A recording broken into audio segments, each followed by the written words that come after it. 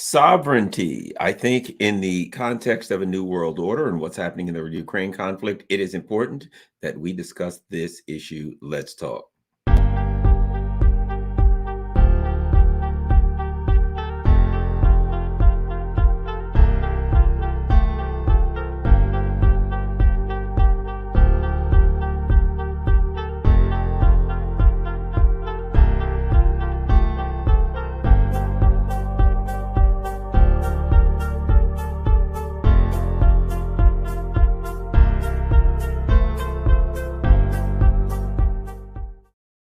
Hello, Garland Nixon here. And I think it is critical that in the context, particularly of the Ukrainian um, conflict, the Ukraine conflict, and in the context of the discussion of a new world order, that we talk about the issue of sovereignty. And let's start here. Let's go right to the screen and let's get to the important issue of the day. The word is sovereignty, and what does it mean? Supremacy or authority or rule is exercised by a sovereign or sovereign state. Well, that ain't getting us far. But let's look at this. Royal rank, authority, or power. Number three. Because remember, words can have very different meanings, right? This is the one I feel that is important in the context of international politics and the issues that we have right now. Number three, complete independence and self-government. Keep in mind, not partial independence, not government as a shared power sharing. No, complete independence and self-government. That's what it means. So let's talk about it. We'll start with Ukraine, because this is a discussion of sovereignty. When it started, the United States said that Russia invaded a sovereign nation, that this was about sovereignty, right? That the U.S. was standing for democracy and sovereignty, right? Words that we agree upon as a convention. So what does it mean? Keep in mind something. It may mean a different thing in a different country, depending upon the culture. Democracy does well. There's the democracy that may be a parliamentary democracy. There may be, such as the U.S., we have our own kind with Congress, et cetera. But we use the term democracy. There are people like me that argue we don't have democracy, that argues that Europe doesn't have democracy. Now, here's another question. Can you have sovereignty without democracy? Well, absolutely, you can. You can have sovereignty without democracy, because you're independent or self-government. It's independent self-government. So you can have a monarchy, you can have other forms of government and still have sovereignty. So democracy and sovereignty aren't themselves together. Can you have sovereignty? Excuse me. Can you have a democracy without sovereignty?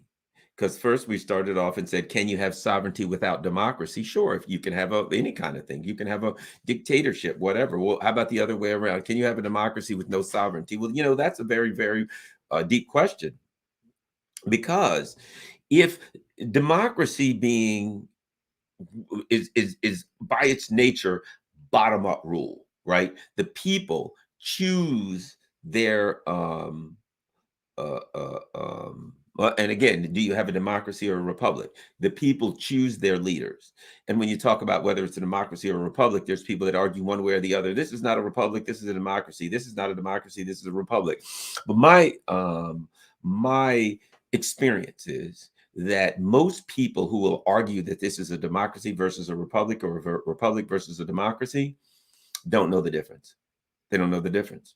What you'll find is a person's a Republican, so the word Republican sounds like republic, so they'll argue that it's a republic, not a democracy. Another person's a Democrat, the word democracy sounds like you know what I mean? And so they're like, no, this has to be a democracy, not a republic. Why? Simply because of the word. They don't want to admit that it's something that the other team could claim.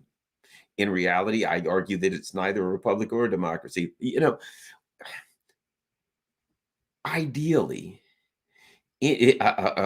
paradoxically, as I understand it, a difference would be this: that in a democracy, that people would choose the best and the brightest, and the best and the brightest would go forward, and they would I might have this backwards. That you choose the best and the brightest, and the best and the brightest. And one of them, I always forget which one is which. But in between a republic and a democracy, in one of them, the idea is you choose the best and the brightest, and the best and the brightest go forward, and they make their decisions, right? And they represent the people, but they're chosen because they're the best and the brightest. They make the decisions. In the other one, it's more direct rule, in that you choose someone who is simply like a conduit, who is simply like a person, like a a medium, so that rather than we're going to choose this person who's smart and bright and wise and that person's going to make decisions, it's we're going to choose this person, and that person's going to stay in touch with us, and we're going to tell the person this is what we want, and the person's going to effect basically exactly what the civilians want, right? So that's the difference between a republic and a democracy. I always forgot. If I thought long enough, I could figure out which one it is. But you get the point. The bottom line is there a difference, and most people who argue that the U.S. is a republic versus a democracy don't know the difference. You ask them why. It's a republic. Okay. Well, why isn't it a democracy? Why is it a republic? And they look at you with like an idiot, because they don't really know the difference, but they're just making an argument based on how the words sound. Okay, so let's continue. In the context of the Ukrainian and the Ukraine conflict, independence, sovereignty for Ukraine means that the government is chosen by the people and the government represents the people. If it's a democracy, but there are some other implied things, basically that the West, that the U.S. empire kind of adds in there, not real, but adds in there. It's in order for it to be democracy, we expect it to be the people to vote, and you have free elections, and we expect a certain amount of freedom within how the government set up, et cetera. First of all, that's all a fraud. It's all lies. It's all fraud. The whole thing that the U.S. empire is putting out that it wants and expects is the last thing that it's going to do. Let me give an example. They argue that Ukraine's a democracy, an independent state, a sovereign state, right? But wait a minute. All we have to do is start here. Let's start at the end. Let's not go to the beginning. It's independent in its sovereign and its democracy. But right now, the U.S. and the EU pays all of its bills. Has no money coming in. Who pays Zelensky's salary? All the people around him, his bodyguards, who pays their salary? The government employees in the Ukraine, who pays their salaries? The pensions for the people in Ukraine, who pays their pensions? The heat, all the day-to-day things in Ukraine, right? This sovereign independent nation, who pays all of the bills, completely, absolutely supports Ukraine, the United States empire, and they get money from um, some of the European countries, but the reality is the US is paying, either them or their vassal colonies are paying all the bills for Ukraine. Ukraine can't pay any of its bills right now. So we're supposed to believe, if we start at this end, the far end where we are now, we're supposed to believe that a country that has all of its bills paid for by another country is independent and sovereign. What sense does that make? You know what that reminds me of? The 2016 election. During the 2016 election, the Democratic Party argued that the Democratic National Committee, they said we are independent and we're unbiased, right? But they didn't tell us something very important. And that was that the Hillary Clinton campaign, that the DNC was broke in itself. The Democratic National Committee was broke. That the Clinton campaign was paying all of their bills. So they hid that from us. If they felt it didn't in fact affect their independence, then why would they hide it? Why didn't they say all along, look, we're completely unbiased. Now, we want to be out front and transparent. The Clinton campaign's paying for all of our bills. Number one. Number two, any PR papers that we put out, yeah, they got to go to the Clinton campaign and be approved first. They should, if they were independent, they should have just put that out, but they didn't. So the reality is this: they weren't independent because they were being funded by the Clinton campaign. Let's go back to Ukraine. Ukraine's independent and sovereign, but all of its bills are being paid by the U.S. and the U.K. Right? They recently had some offensives, and we find out now they were planned by General Milley and some other idiot. What's his name? Ned, probably one of these clowns from the State Department, right? So they're sovereign. Ukraine is sovereign, but U.S. politicians have said we're going to use Ukraine to weaken Russia. U.S. politicians are paying all of their bills. The U.S. is paying all of their bills. U.S. politicians are literally planning their military actions, are providing them with military, are threatening them when apparently Ukraine at some point had struck a deal for a peace deal. The U.S. and of course Bojo went there. No doubt he didn't do anything that wasn't at the behest of the United States. So Ukraine strikes a deal, says, "Okay, we got a deal with Russia." Bojo goes there and says, "You don't do it. If you do, the West will leave you." Well, they should have called their hands because the West wouldn't have left them. But the bottom line is this: they wouldn't have left them. No, the West would not have left the poor old Zelensky. They'd have killed him. They wouldn't have left him hanging. They'd have killed him. So the bottom line was, it was an option. It was a mafia option. Hey, you don't take that deal.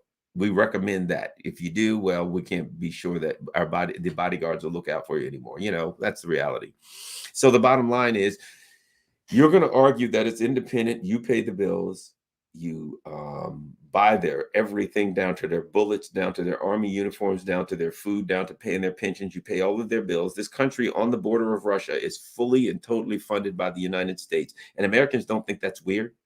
Americans don't look at it and say, no, there's nothing wrong here. No, there's possibly, this is just a plain old democratic independent country. It just so happens that A, it's on the border of Russia, and B, we're paying all of its bills and pumping it full of weapons. And then, of course, they're independent. Well, let me ask you this. Why do they throw their soldiers into the meat grinder with total and absolute disregard for the lives of their countrymen? This last offensive, the Kherson offensive, that God knows they had lost 10, 12,000 men. It's dead, KIA.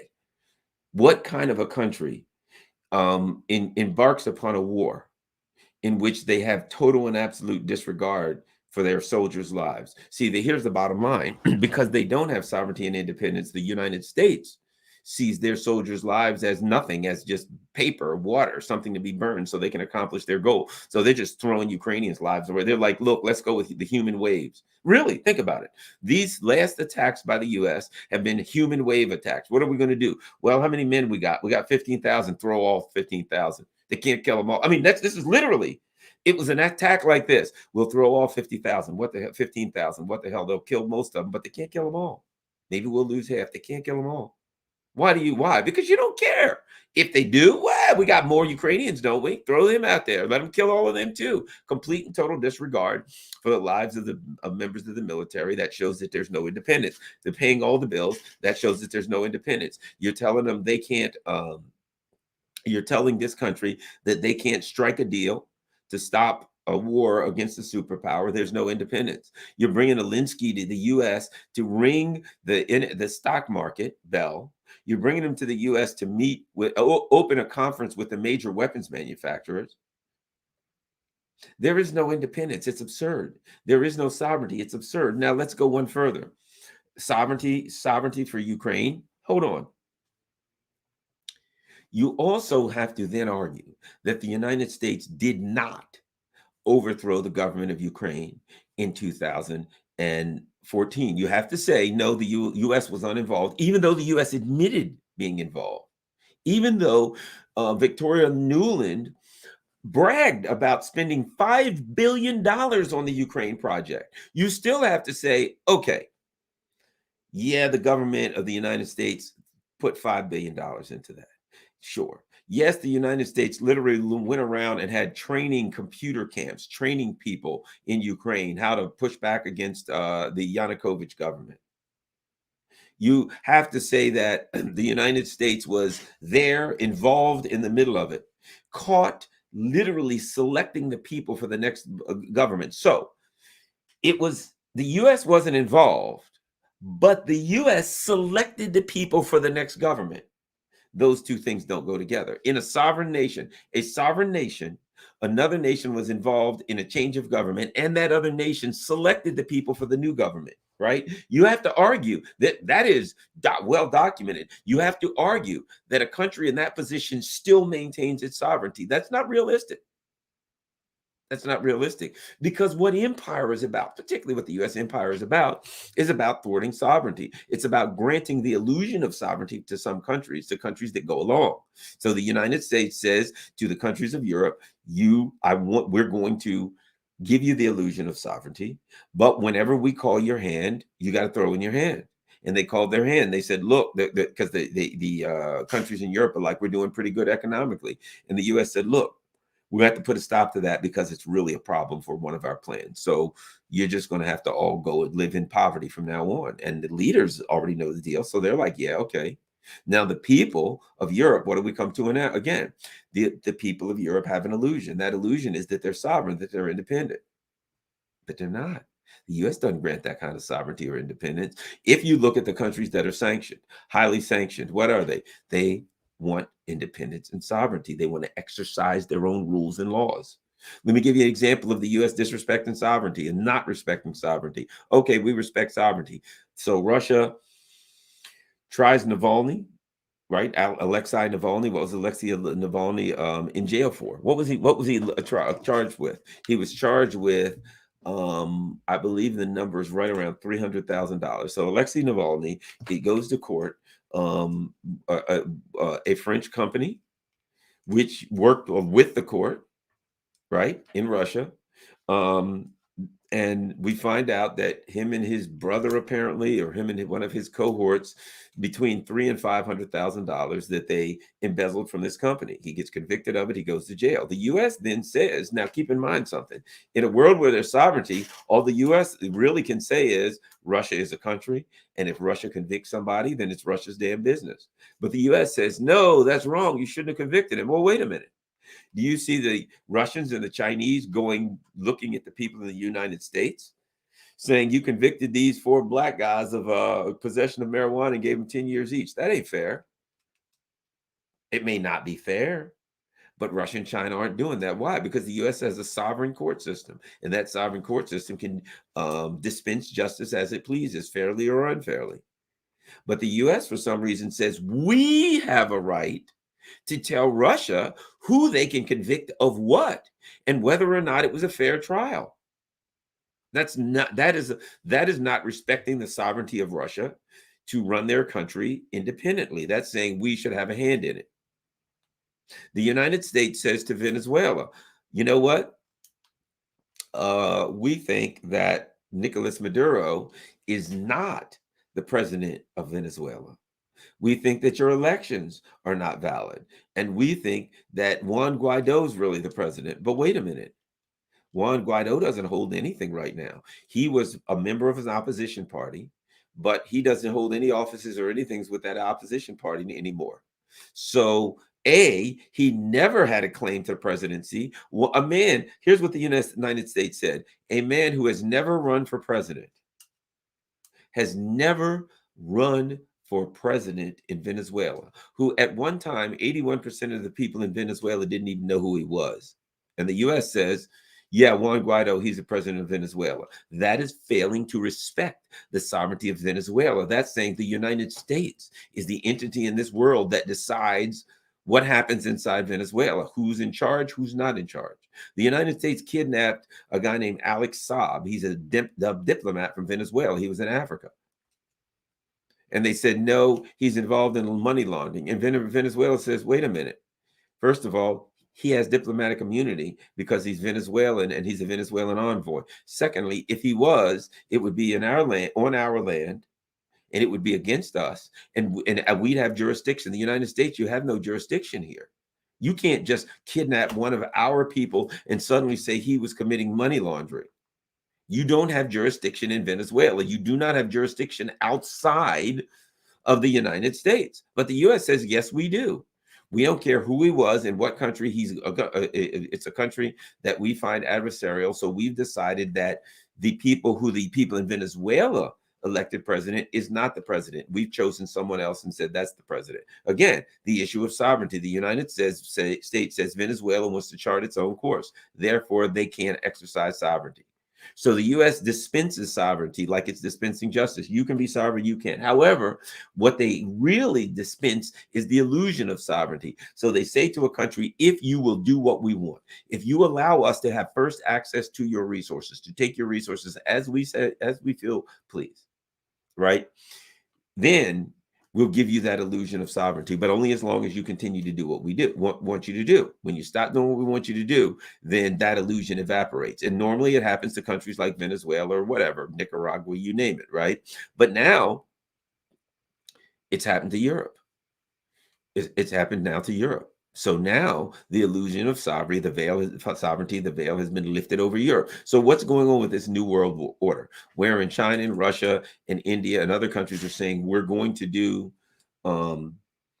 going to do what is this? There's a bottom line. China and Russia are saying we're going to create a new world order. They've got two huge um, economic groups. One of them is called BRICS: Brazil, Russia, India, China, South Africa. Now they're looking to add some other countries, such as Iran, such as Saudi Arabia, Argentina. There's other countries that want to be part of the BRICS, right? And they've got the Shanghai Cooperation Organization. And Iran just joined that. And again, they've got a lot of powerful countries. They've got a huge market, et cetera. So what is that about? That is about creating an alternative system. One of the ways that the U.S. empire maintains its power, one of the ways that it exercises coercive power is economically. It is, we have the dollar, the world uses the dollar as a standard, therefore we can control that. So we can say to you in a coercive manner, if you do that, you can't use the dollar. If you do that, you can't buy, you can't sell. Anybody who buys or sells, we know it because you have to use the SWIFT system, which is a messaging system for payments. And we can look and see, we control the SWIFT system. We can look and see what you're spending where, and we can hold you accountable and say, well, then we're going to shut you off from this or shut you onto that. So the Russia and China are saying we're going to create what they're calling a fair world order, wherein countries operate for their best interest. However, everybody gets a fair deal, right? So what's going on here is, what is that about also? And it's about everybody can operate for their own benefit. So what is that about? To some level, it's about sovereignty. Because keep in mind something, under the U.S. empire, you can be granted the illusion of sovereignty if you will allow us first opportunity, number one, at your resources, and number two, if you will allow us to say, when it comes to certain international positions, you will take the position that we say. And keep in mind something, you're not an ally, because the US will use coercion against you in a second. They will overthrow your government, do all kinds of things. So what we've got right now is, and it's inevitable that Turkey is going to join Russia and China as pariahs, because Erdogan is an interesting guy. And he, you may not like him, you may like him, but one thing about Erdogan is a lot of times he kind of puts Turkey first. So he says, this is good for Turkey. He plays on the fence. We're going to be in NATO. We're going to go along with the U.S. We're not going to exercise our economy is inextricably linked to Russia. We cannot afford to cut Russia back off, so we ain't going to do it. And they're saying to the U.S. empire, you got to make a decision. You need us. We've got the second largest land army in NATO with over 700,000 people. So you're going to have to make a choice. Are you going to try to run us out of NATO? Now, the U.S. is saying, now, Turkey, you're a little too close to Russia. We're about to start sanctioning you. They're about to start sanctioning a fellow NATO member. Actually, Hungary is a fellow, I don't know if they're NATO, but they may be, but I do know they're a member of the EU. And now the EU and the US are going after Hungary because Hungary doesn't want to go along with these suicidal sanctions against Russia. And Hungary saying, let's be realistic. Hungary is trying to use their noggin so that they can operate in a way that's in the best interest of the masses. Whatever you think of Orban, I'm not saying he's good or bad. That's irrelevant. I'm not saying he's his ideological position. Well, I'm a lefty and I don't ally with him ideologically, but I'll say this: he's at least practical. He's one of the most practical leaders in Europe. Practicality is gone from leadership in Europe. They got a bunch of ideologues. So now a guy like Orban sounds like a genius. I was telling somebody the lefty, they were saying, oh, Orban's this and Orban's that. I said, let me ask you a question.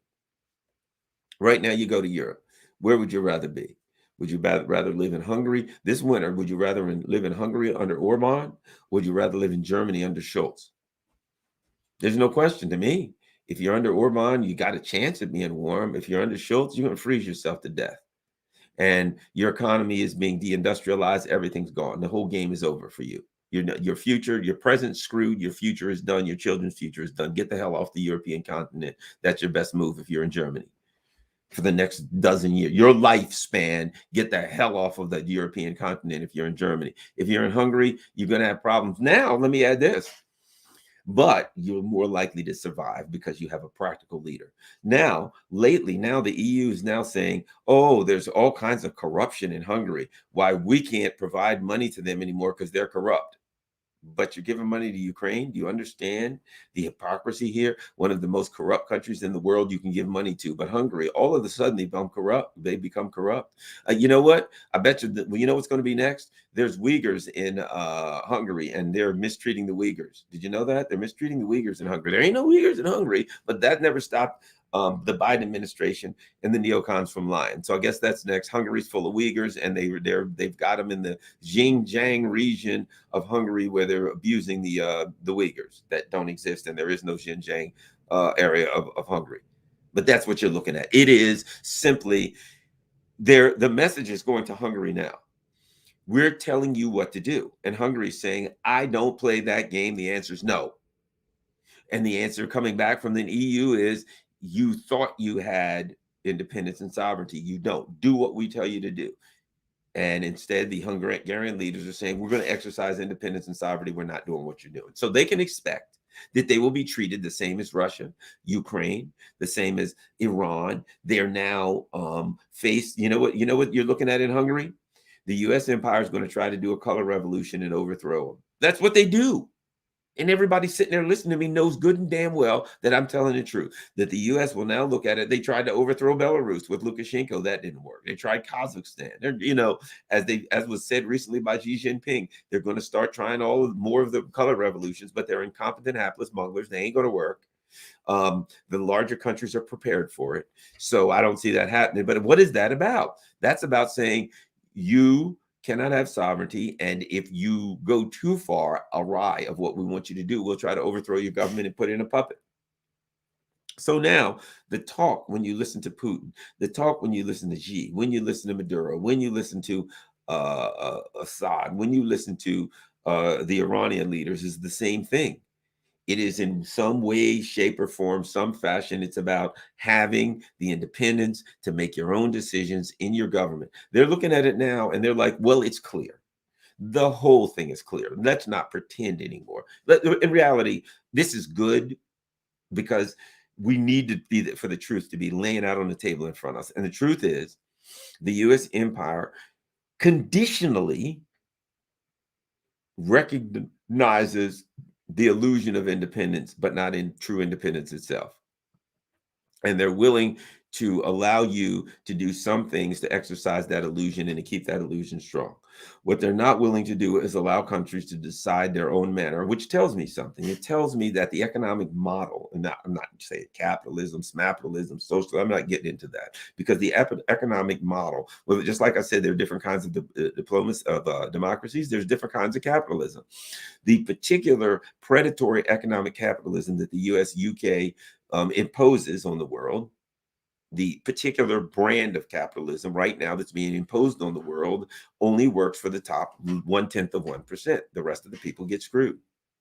So that particular brand of capitalism is dying out. People are looking at it and saying that doesn't work for me anymore. And they're trying to hold on.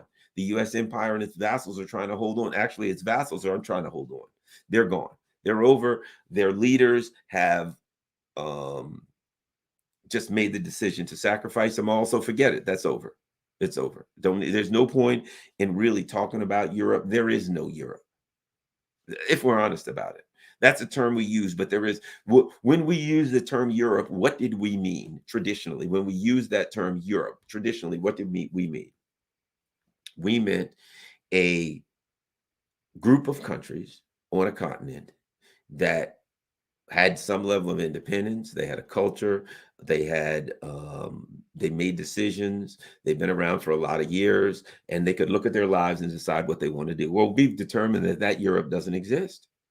That there is a continent with a bunch of countries, but those countries have no independence. They have no sovereignty. The United States controls them completely to a point, up into and including the economic including the economic demise of those countries. That's the reality. So what's going on is, if you look right now, what is it? Cuba will not say we're going to do what you tell us to do. Nicaragua won't say that. Venezuela won't say that. Syria won't say that. Iran won't say that. See, we won't say that. The truth is, if you look at the countries that the U.S. has branded as adversaries, right? All of the countries that I name are countries that want to be independent. Libya wanted to be independent. Saddam Hussein's Iraq wanted to be independent. These are countries that said, we're going to exercise independence. We're going to exercise sovereignties within the border of our country. And they got either attacked economically, or they through sanctions, or attacked physically and kinetically through war, or some level of both. So now what you have is a U.S. who is trying to use coercion to control and or thwart the democracy and or illusion of democracy throughout the world, and sanctions the last few years, as things have changed, sanction has to be the weapon of choice, the weapon of war of choice. In Iran, they can't really attack Iran. Iran is too powerful kinetically. They're going to take some real hits to attack Iran, and they could take some terrible hits to attack Iran. The other part of it is Iran has a big stick, and that is they control the Straits of Hormuz. And a lot of oil comes out of the Straits of Hormuz. That's where the what is it? The UAE, I think their oil comes out of it. Let's look. Let us look for 1 second. Let us look. Straits, we do these things on this show. We look at this stuff together because we want to understand.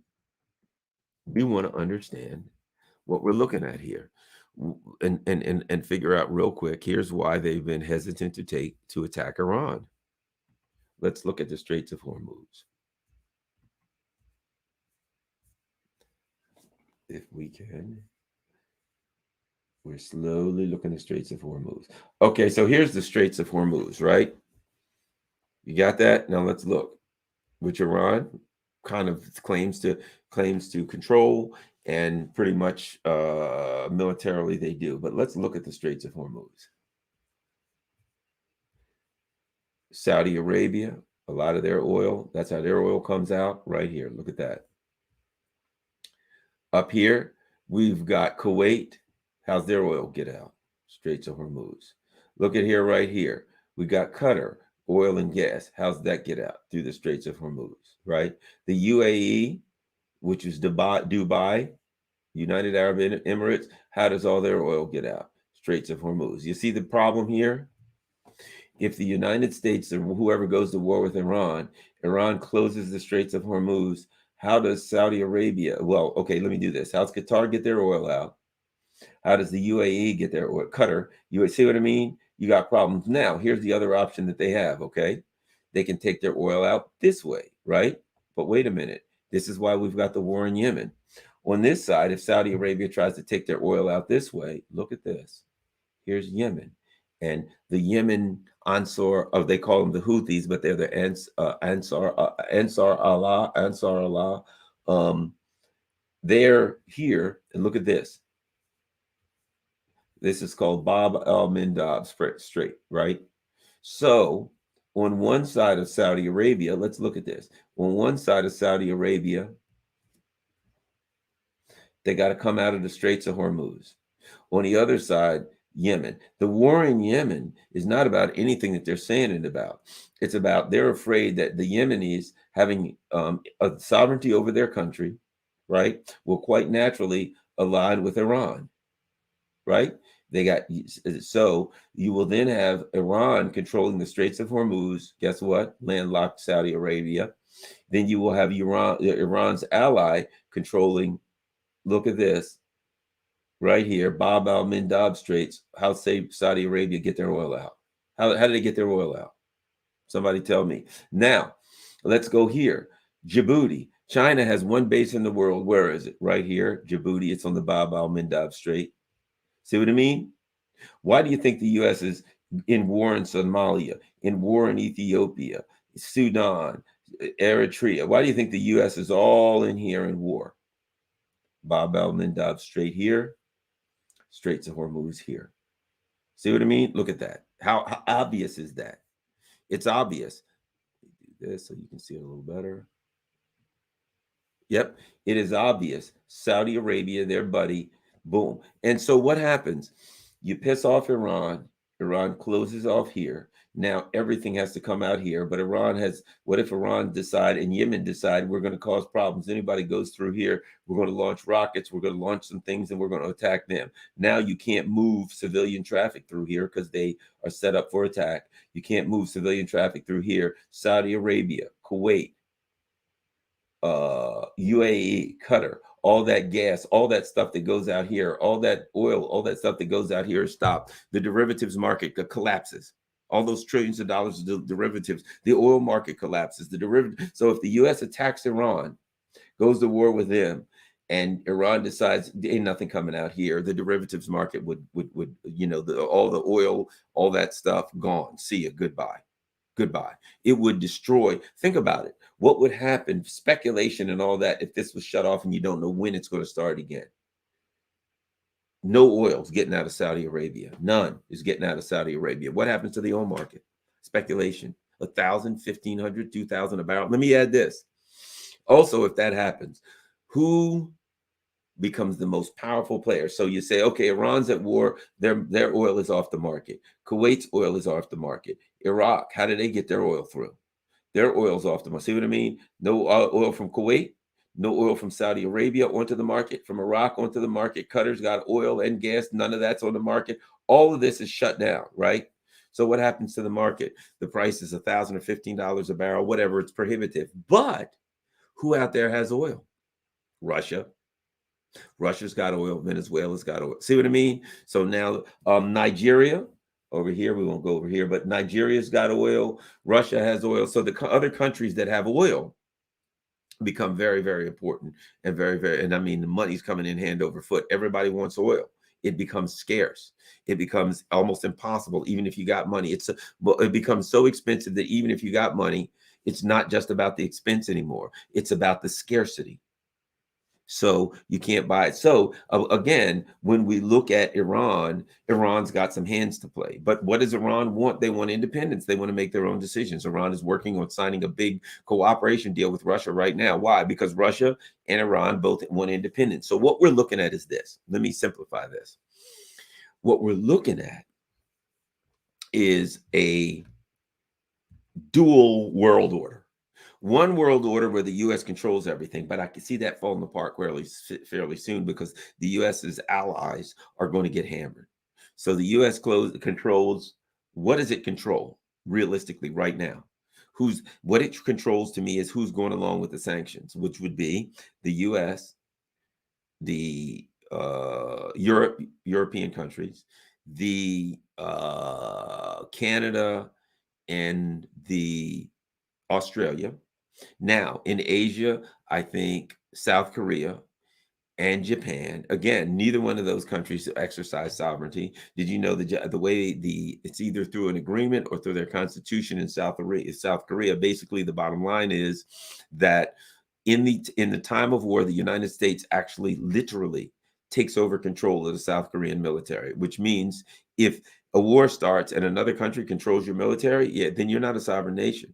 Meanwhile, the U.S. has signed up to protect, in the event of military conflict, the U.S. has agreed to protect Japan. And in return, Japan has agreed not to start up a military again and all that kind of stuff and to remain neutral. The bottom line is this. If you do not control the defense of your own borders, if another country, particularly a coercive entity such as the United States, has authority for protecting your borders, you don't protect your own borders, you ain't independent. You don't have sovereignty. Somebody else has to protect your borders because you can say to them, protect my borders, and they can say, sure, but not unless you do this. Do you have an option? Can you tell them, well, I'm not going to take that? No. So Japan's not independent. Right now in Okinawa, I was reading some articles the other day where the majority of the people don't want the bases there and they don't want the bases expanded. So the U.S. has bases in Japan and the people in Japan don't want them there, but they can't get rid of them. Why? Because they don't have sovereignty. How are you going to do it? You'd have to be a sovereign, independent nation to tell the United States to leave. The United States, you've probably heard me say this before, in Iraq, what happened? Trump kills Soleimani. Iraq parliament votes like 170 to nothing. I may have the number wrong, but it was a unanimous vote for the U.S. to leave. They deliver that to the U.S. The U.S. says, we ain't leaving. We're staying. And they haven't left. Why? Because they don't recognize sovereignty for Iraq. Now, the U.S. is going around saying to Africa, they actually passed this bill by Gregory Meeks, and it was called the Countering Russia's Malign Influence in Africa bill. Bottom line, what they're saying to African nations is you're only allowed to do certain economic deals with Russia. Anything else must be approved by us, and if you do something we don't like, we'll use coercive measures to go after you. In other words, the United States doesn't recognize the sovereignty of African nations, and we will attack you one way or the other, either economically or whatever, if you go against what we want. The African nations are saying, hey, come on, back off. You're threatening us. And the US is like, yeah, that's exactly what it is. That's what we do. That's who we are. Again, so what's happening now? Because the US feels backed in and cornered, particularly by China, the US has to give up any pretense of sovereignty to countries that it feels it can control. There was a time when it pretended, went out of its way to pretend that there was sovereignty. They're not trying that anymore. That's over. The US feels threatened by China, the growth of China. Think about this. They don't feel threatened by what China's doing. They feel threatened by the fact that China is growing economically and militarily, which China has a right to do. Don't they have, shouldn't, now keep in mind something. You have a country, the US, who claims to be founded on everybody's right to act in their own self-interest, who claims to like this economic system where you just get out of the way and everybody acts in their own self-interest and everything will work. So China acts in their own self-interest. China starts growing based on acting on their own self-interest in the way that they want to act. And the US says, that's a threat to us. Well, wait a minute. I thought you thought that all countries should act in their own self-interest. In other words, it's all a lie. The issue about sovereignty is a lie, about independence is a lie, about the ideology of people acting in their own self-interest is a lie. It's all a lie. But the US empire has to lie because they had some terrible secrets. Secret one, the United States don't live in a democracy. The citizens of the United States do not live in a democracy. They do not get to chart the course of their own country. They have to follow an ideology that's been chosen for them by the elites. It has to be hidden. You got to lie a lot.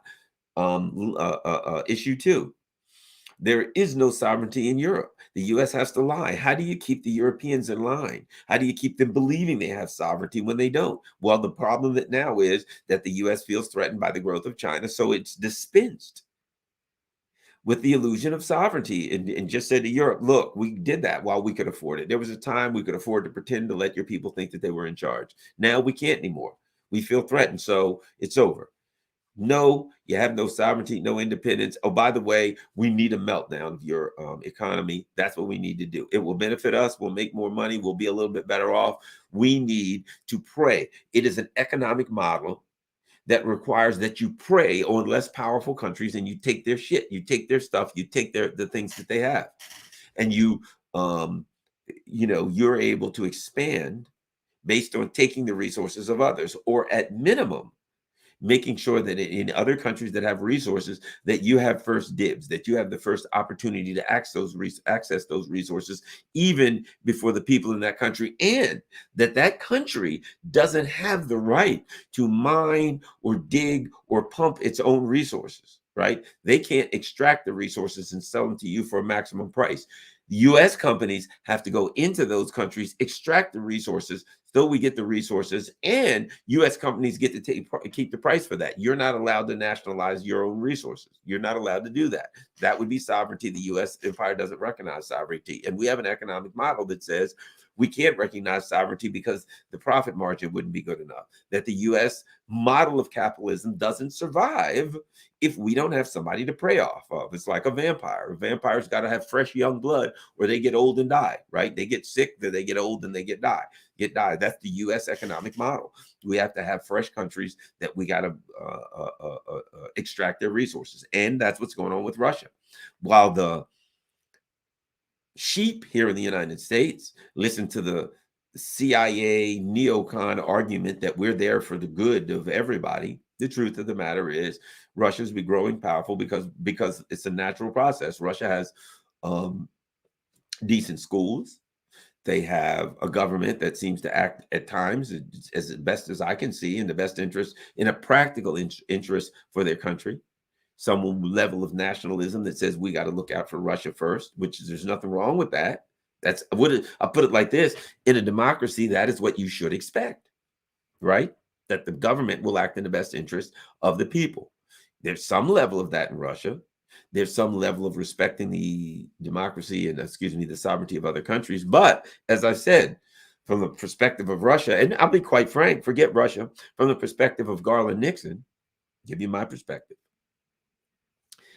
I believe it is difficult to make the argument that Ukraine is a sovereign nation since the United States participated in the overthrowing of the government in 2014. The United States participated in the selection of the new government, and the United States has had massive input into the inner workings of Ukraine, and that input particularly drove a move towards war. The United States took over Ukraine, and what do? They start giving them weapons. They start preparing Ukraine for war. The United States overthrew the government of Ukraine and immediately began to prepare Ukraine for war with Russia. Started arming them, doing everything they can. We're in charge of your country. Okay, what do you want us to do? We want you to get ready for war with Russia. And they talked and convinced, or either convinced or allied themselves with rogue elements in Russia, the Nazis, who believed that they could get a war with Russia was cathartic, was kind of cleansing, that they could have this war with Russia. They would defeat Russia, because why wouldn't they defeat Russia? Russia is, in their minds, Russia are lesser people, lesser human beings than them, lower human beings than them on the intelligence scale. So they get in war with these lesser human beings. This is what the poor old Ukrainians thought. They go to war with Russia. Then the U.S. joins them in that war. They defeat Russia, and then Ukraine is once and for all superior to Russia, Slava Ukraine, all that kind of craziness, right? And the U.S. went along with that. Why? Because they didn't care. They just wanted to wipe Ukraine. They just wanted a weapon to fight Russia with, and that's all Ukraine was. And now they've got their hand on Ukrainian bodies and lives. They're going to throw them all. Every last one of them. They won't stop until until there's nobody left to throw at Russia. And they've taken the flower of youth of Ukraine, and they put military garb on it. And a lot of them, you got people 40, 50, 60 years old now. You've got women now in Ukraine. Anybody that they can get, that if you're alive, that means you can die. That's all the U.S. cares about. If you're a living Ukrainian, that means that you can die, and your job is to die.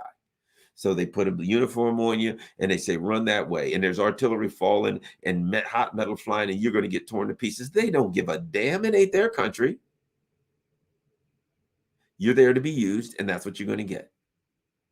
So my point being, from Ukraine, that's the easy one to talk about and obvious. When you're paying a country's bills, when you've overthrown their government, when you've inserted a government that's anti-Russia, it's pretty clear there's no sovereignty there. But when you look around at other countries and you say, well, wait a minute, that issue arises over and over again. It arises in Cuba, where the United States says we don't like the kind of government you have. It arises in Nicaragua and Venezuela, where they have clean, clear, and honest elections. And the socialist governments, like them, it doesn't matter. If you believe in sovereignty, then if a country wants a socialist government, then you would believe that it should have it. If you believe in sovereignty. So you got a lot of people that claim sovereignty. They don't really believe in it. They'll say, I don't believe in socialism. So therefore, that country, somehow we have the right to tell that country not to have the kind of government. Whatever it is, if we don't like it, we somehow have a right to influence this other country. If you believe in sovereignty, you say whatever the people of that country select, I will respect it. Because first of all, I respect democracy. And sovereignty. And if the country's not democratic, let's say it's run by some dictatorship, like for instance the United States, right? What you say then is, I respect sovereignty, that country is in a bad situation, but it's not our job to fix it, and the people of the country will figure out how to fix it, or they won't. But we're not going to go into that country and try to revamp their style of government. It's not our job. It's not our responsibility. We're not the world's political police. But unfortunately, if you're running an empire, you can't do that, because you have to control everything. You have to control every country, every neighborhood, everything.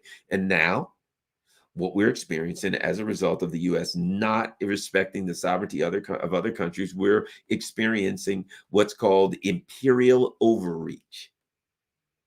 The U.S., there's just too much. There's just too many countries. And keep in mind something, Russia is setting a bad example as far as the U.S. is concerned, because the U.S. is the world's hegemon, in charge of everything, which means that nobody's supposed to say no. And Russia's saying not more than no. They're saying hell no.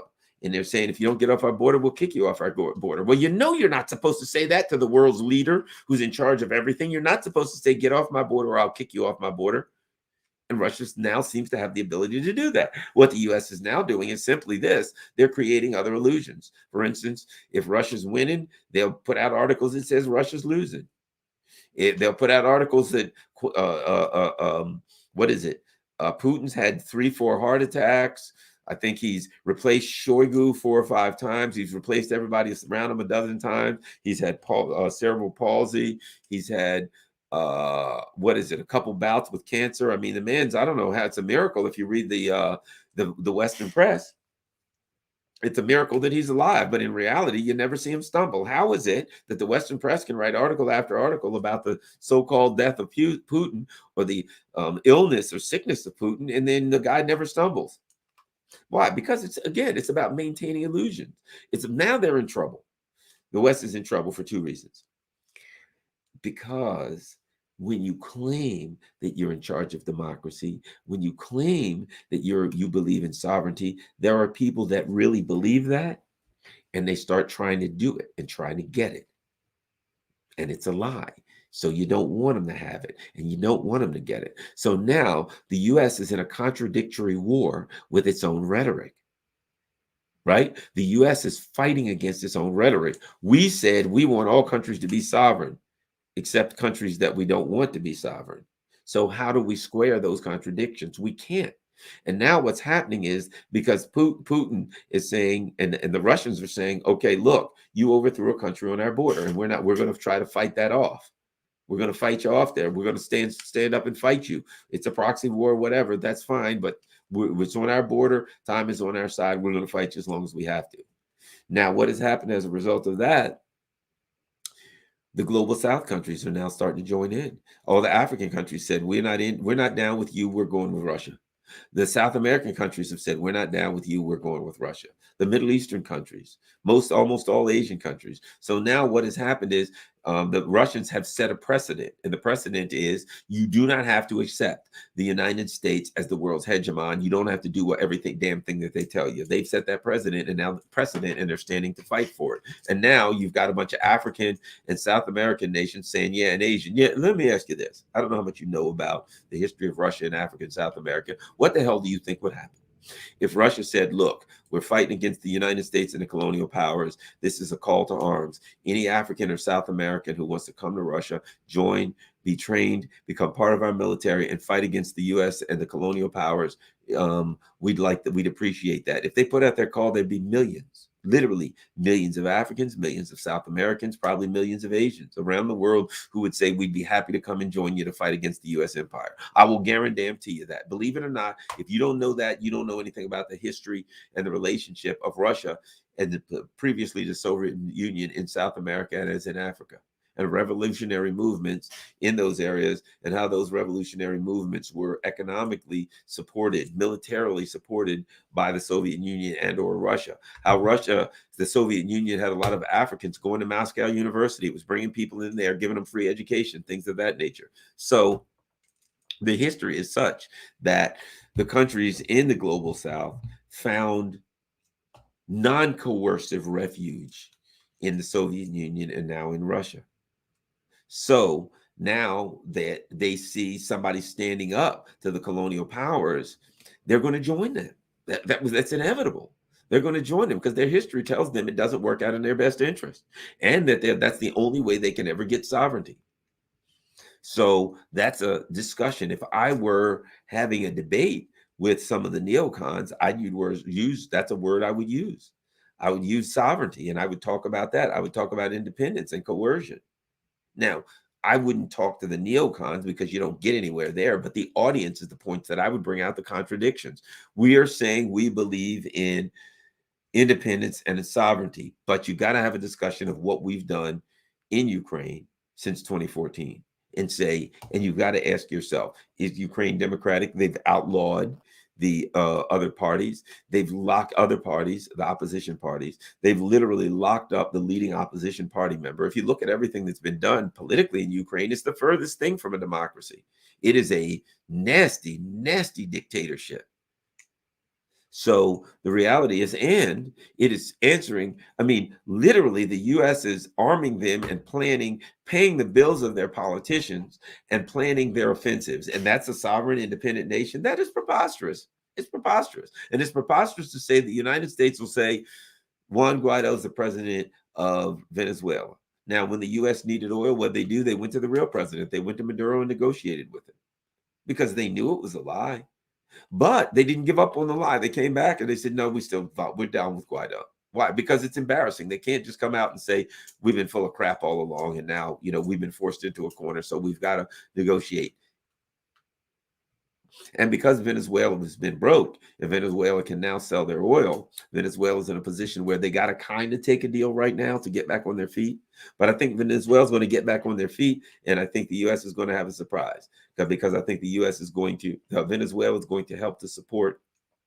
And I think Lula wins in Colombia, and you're going to start to see Venezuela, Colombia, Nicaragua. You're going to start to see them heavily aligned with China. And you're going to see the other countries in the global south start to provide more material support to Cuba and more material support to Haiti, two countries that have been absolutely denied independence and sovereignty.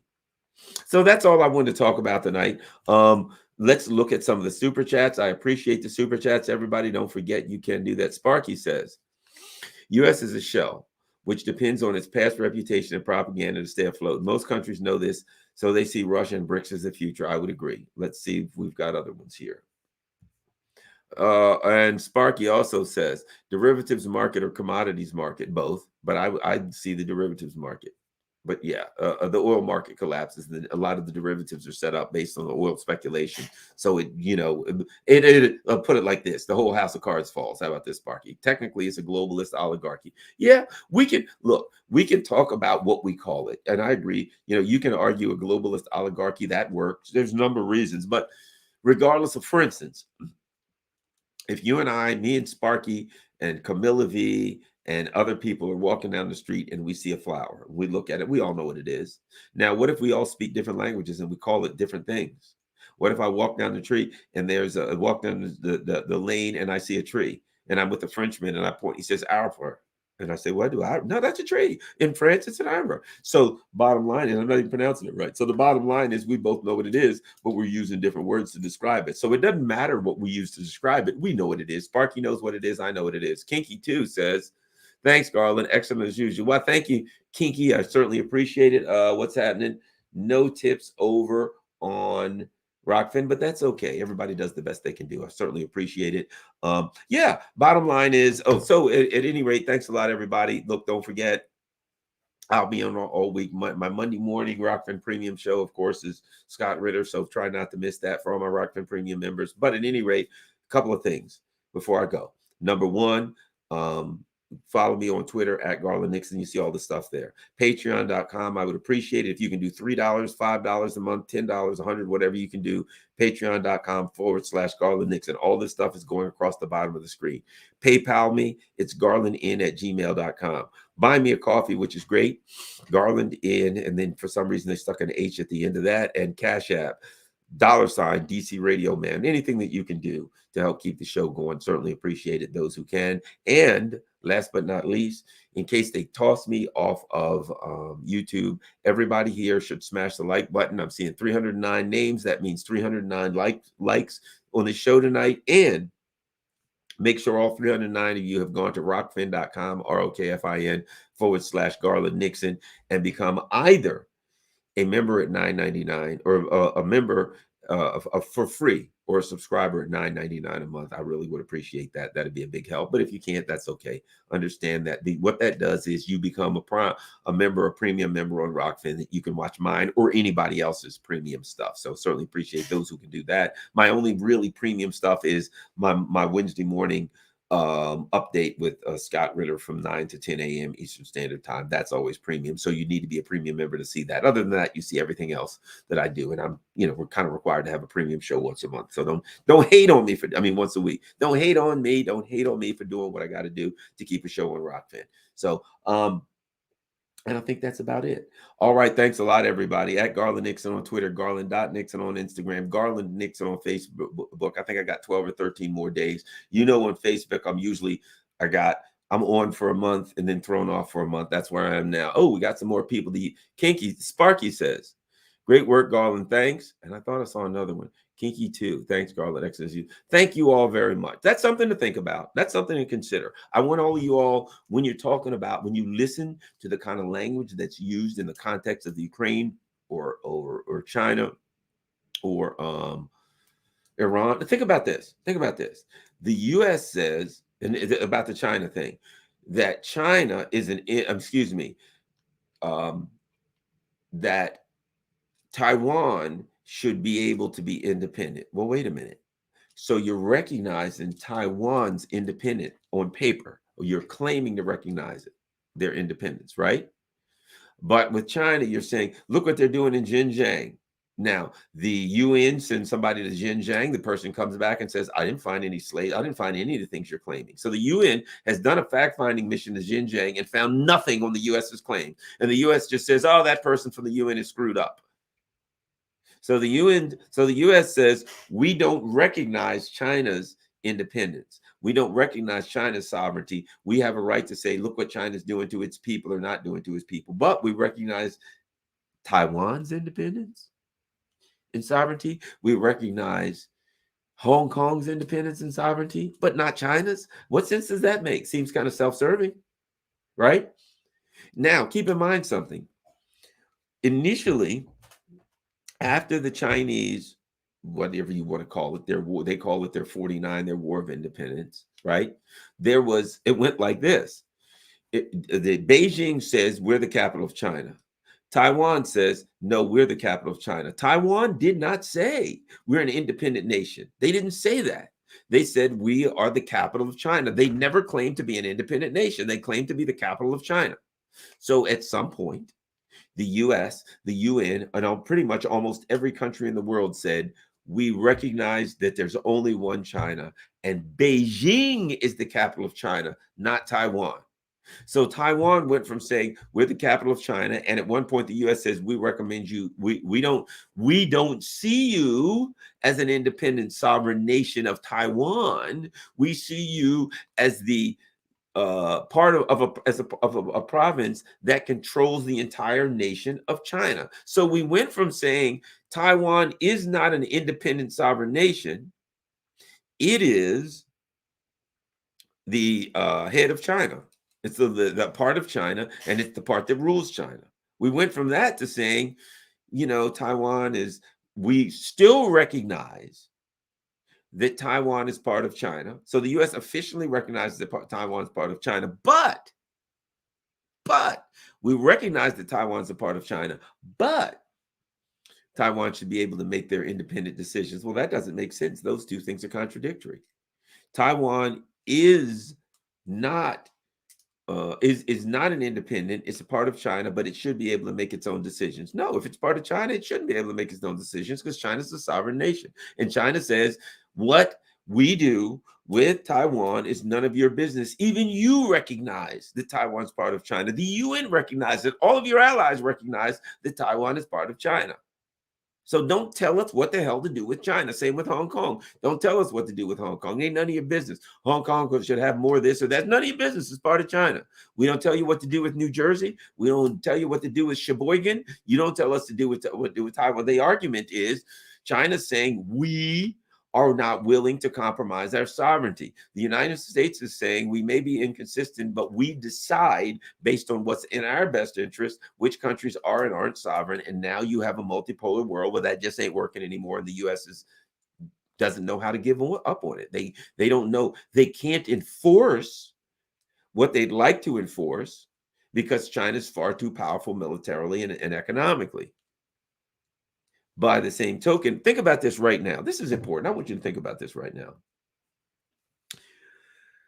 Right now, the United States has sanctions, because sanctions are war. Sanctions are a form of war, right? So right now, the United States, there's three world powers, the US, Iran, and China. The US has a sanctions war, right? a sanctions war, a hybrid war that's on Russia. They're doing everything they can. They're unclear about it. We have a sanctions war against Russia. That's the other superpower. Right now, the U.S. has a sanctions war against China, right? And what's going on right now? The United States Congress right now is trying to push a bill through that says we're going to send like 4 million or $4 or $5 billion worth of arms free of charge right to Taiwan to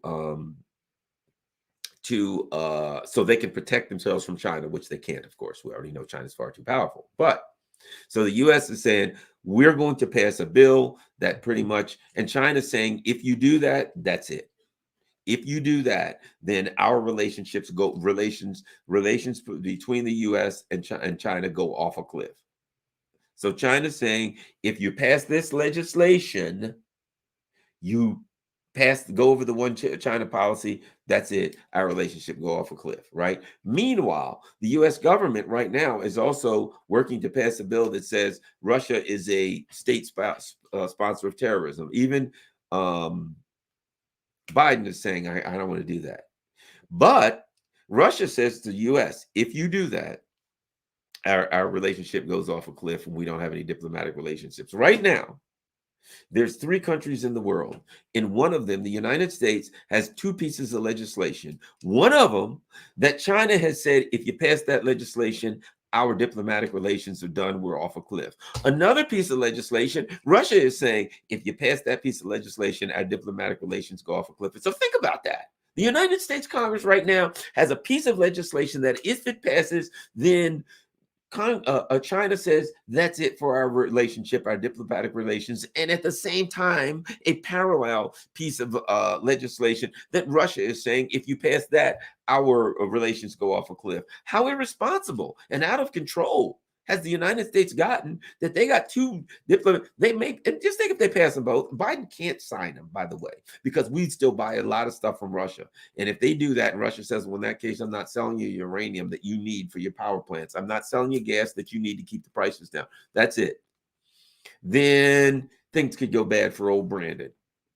And this is right before the midterm. So how irresponsible is the U.S. Congress to have 2 pieces of legislation at the same time, one that'll wipe out relations with the other one that will wipe out relations with China? That's how irresponsible it is. And it's a matter of them not respecting the sovereignty. That's another thing, is the U.S. cannot get a deal for the JCPOA with Iran, because it would require respecting the sovereignty of Iran and saying we have to make a deal with Iran. The U.S. can't make a deal with Iran. They can only dictate to Iran what Iran must do. Otherwise, we're no longer the world's hegemon. Otherwise, we're respecting some level of independence and sovereignty and authority for Iran. The U.S. can't do that, or the whole charade disappears. So at any rate, thanks a lot, everybody. I see I've been on for an hour. I've been running my mouth long enough. Let me see. Did I miss any more? Sparky's the last one. Great work. Thanks a lot, Sparky. Thanks a lot, everybody. I see no tips on Rockfin, but that's okay. I'm sure that's coming, and I appreciate everybody being on there. I appreciate all you guys. I know everybody does the best they can. Times are hard, so thanks a lot anyway. People people support the channel as best they can. Thanks, everybody. Peace. I'll be back on tomorrow night, and I will be on doing my Radio Sputnik show tomorrow. I'll be doing my KPFK show. I'm going to have Dan Kovalik. We're going to talk about a lot of great things tomorrow on KPFK at 2 p.m. Pacific time, 5 p.m. Eastern Standard Time. Peace. I'm out.